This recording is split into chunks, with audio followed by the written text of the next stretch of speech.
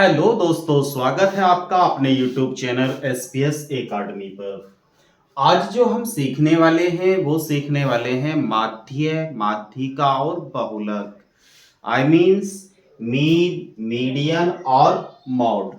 तो हम mean, median और मॉड किस तरीके से निकाल सकते हैं, इसका सबसे आसान तरीका क्या होने वाला है निकालने के लिए, उसे समझेंगे। चलो चलते हैं अब हम बहुलक और माध्य और मीन के कॉन्सेप्ट की ओर। तो इसमें हम क्या करेंगे देखते हैं। जब हमसे क्वेश्चन में माध्य ज्ञात कराया जाता है तो इसमें बेटा ध्यान रखेंगे हम, जैसे कि हमारे पास में कोई नंबर्स दे दिए 2, 5, 9, 3, 4 और हमसे कहा गया कि ये नंबर्स का हमें माध्य ज्ञात करना है कि इसका माध्य क्या होगा।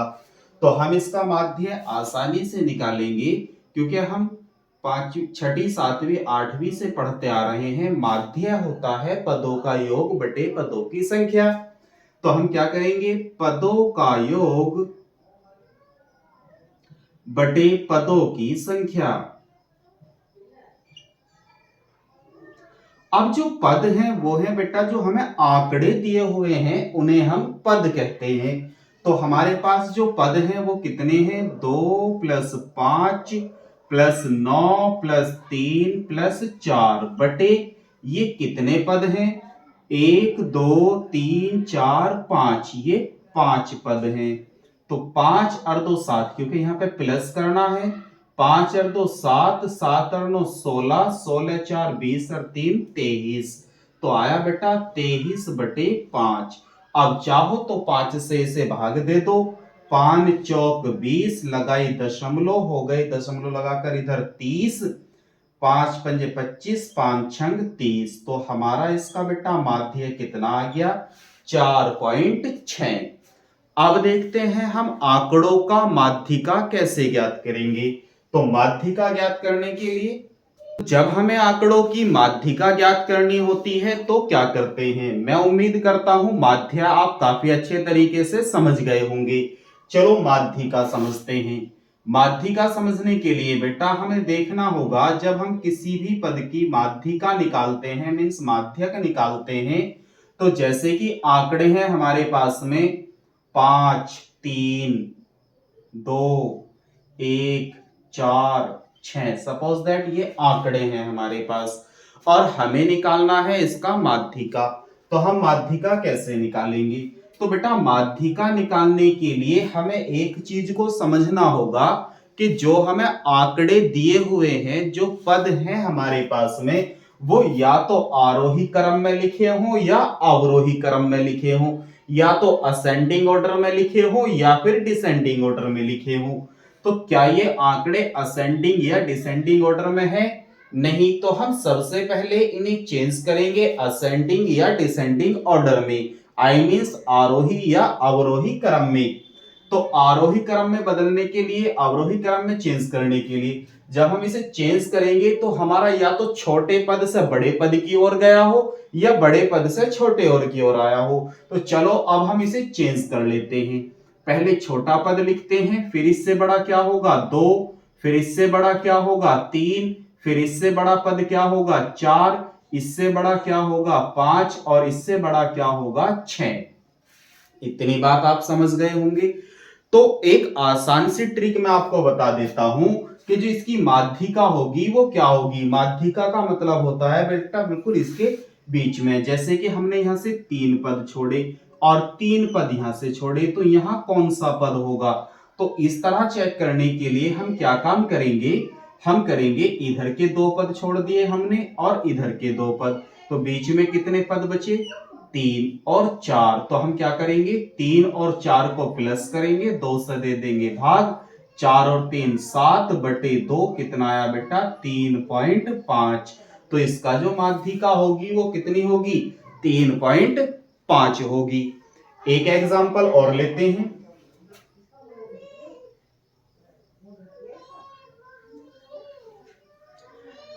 यदि ये पद हमारे पास में यहां पर 7 और आ जाता तो इसकी माध्यिका क्या होती। अब कॉन्सेप्ट आपको और भी आसानी से समझ आ जाएगा, तो समझेंगे। पहले हम इसे असेंडिंग या डिसेंडिंग ऑर्डर में लिख लेंगे। तो हम इसे चेंज कर लेते हैं असेंडिंग ऑर्डर में। असेंडिंग ऑर्डर मींस पहले सबसे छोटा पद, फिर उससे बड़ा, फिर उससे बड़ा, फिर उससे बड़ा, यानी कि बढ़ते क्रम में। तो पहले छोटा पद 1 2 3 4 5 6 7, ठीक है। अब माध्यिका क्या होगी, इधर से इक्वल पद और इधर से इक्वल पद छोड़ो तो इसकी माध्यिका क्या होगी बेटा, 4 होगी। तो माध्यक आ गया हमारे पास में 4। बात समझ में आ गई बेटा। तो माध्यिका जो होती है वो बिल्कुल इन पदों के जो बिल्कुल बीच में पद आएगा वो उसकी क्या होती है, माध्यिका होती है। तो यहाँ पर देखो हमारे पास 7 पद हैं, तो हमने आसानी से बता दिया कि 3 इधर छोड़े 3 इधर छोड़े तो बीच में जो पद बचा वो क्या होगी, इसकी माध्यिका होगी। एक दूसरा तरीका भी है इसे ज्ञात करने का। आप ऐसे भी बता सकते हो कि जो हमारे पास पद हैं उन्हें पहले तो हम लिखेंगे बेटा आरोही या अवरोही क्रम में। तो हमने इसे पहले असेंडिंग ऑर्डर में लिख लिया। असेंडिंग ऑर्डर में लिखने के बाद हमें प्राप्त हुआ ये। अब आगे चलेंगे, क्या करेंगे, हम पद देखेंगे कितने हैं, 1 2 3 4 5 6 7। तो यहाँ पर n जो है वो 7 है। और एक माध्यिका का फॉर्मूला होता है मेरे बच्चे n+1/2 पद, और n+1/2 पद का ये एक फॉर्मूला होता है। n का मान कितना है, 7, तो 7+1/2 पद, 7 और 1 कितना हुआ, 8, यानी कि 8/2 पद। तो हम देखेंगे 2 चौक 8 के इसका 4वां पद क्या है। तो हमने देखा 1 2 3 4, 4वां पद क्या है बेटा, इसका 4 है। तो इसका फाइनली आंसर कितना होगा, 4 होगा। आप अच्छे से समझ गए होंगे। अब समझते हैं हम बहुलक को।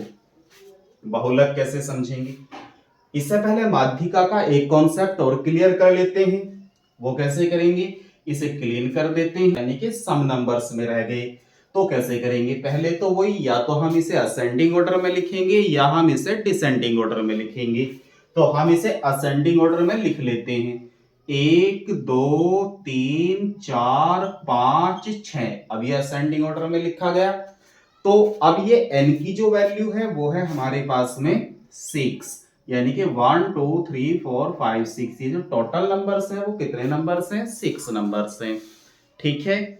अब 6 नंबर्स हैं तो फॉर्मूला कौन सा यूज करेंगे, तो माध्यिका का बच्चे फॉर्मूला होगा, माध्यिका का फॉर्मूला होगा 1/2 n/2 पद प्लस n/2 प्लस 1वां पद। बात समझ में आ रही है। तो देखेंगे बेटा n/2 पद क्या बनेगा, 6/2, क्योंकि n का मान कितना है, 6।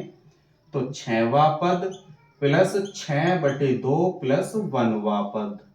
n का मान कितना है हमारे पास, 6 है। 2 तिया 6, 2 तिया 6, तो क्या आया, 3वां पद, 3वां पद प्लस 3 और 1 4वां पद। बात समझ में आई।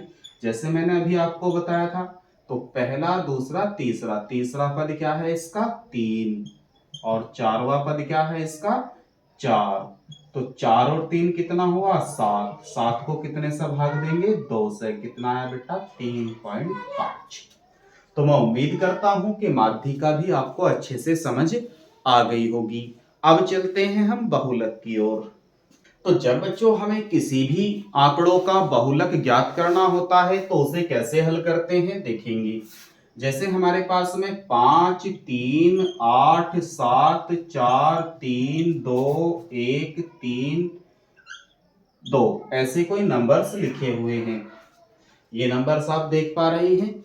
तो इसमें जो नंबर्स बेटा सबसे ज्यादा बार आया होगा, जो सबसे ज्यादा बार आया होगा वो इसका बहुलक होगा। तो ये आंकड़े दिखाई दे रहे हैं आपको, पद दिखाई दे रहे हैं। तो आप देखो इसमें सबसे ज्यादा बार क्या आया है, जल्दी कमेंट में लिखो क्या आया है बच्चों, लिखो मेरे भाई, जल्दी से कमेंट में लिखो क्या आया है सबसे ज्यादा बार। तो हम देख पा रहे हैं इसमें सबसे ज्यादा बार जो आया है वो क्या आया है, 3 आया है। तो इसका बहुलक जो होगा वो कितना होगा, 3 होगा। तो बहुलक आप अच्छे से समझ गए होंगे। बेटा एक चीज और पूछी जाती है इसमें बहुलक के अलावा, परिसर। क्या बोझा जाता है? परिसर। तो हम परिसर कैसे ज्ञात करते हैं, आई मीन्स रेंज कैसे बताते हैं, उसको भी इसी टॉपिक पे क्लियर कर लेते हैं। इसे साफ कर देते हैं। जैसे कि हमारे पास में कोई आंकड़े लिखे हुए हैं 5, 12, 17, 23, 8, 4, ठीक है। तो हमें बताना है इसका परिसर क्या होगा। तो बेटा परिसर बताने के लिए, परिसर ज्ञात करने के लिए हमें क्या करना होता है, इसमें जो भी आपका सबसे बड़ा पद है, सबसे बड़ी संख्या या बड़ा पद, बड़ी संख्या, और जो उसमें सबसे छोटी संख्या है, सबसे छोटी संख्या, उसको माइनस कर देते हैं। परिसर बताने के लिए, परिसर बताने के लिए क्या काम करते हैं, जो सबसे बड़ी संख्या है हमारे पास में, बड़ी संख्या है, उसमें से सबसे छोटी संख्या को घटा दिया जाता है। तो इसमें सबसे बड़ी संख्या क्या है हमारे पास में, 23, और सबसे छोटी संख्या क्या है इसमें हमारे पास, 4, मीन्स 4 को हम घटा देंगे। तो 23 में से 4 गया, कितना बचा, 19। तो इसका जो परिसर होगा वो कितना होगा, 19 होगा। मैं उम्मीद करता हूं आपका ये आज का जो टॉपिक था वो क्लियर हो गया होगा। यदि आप चैनल पर पहली बार आए थे तो चैनल को सब्सक्राइब जरूर कर दीजिएगा, और मिलेंगे अब हम आपको नेक्स्ट टॉपिक के साथ बहुत जल्द, माध्य, माध्यिका और बहुलक के बड़े क्वेश्चनों के साथ।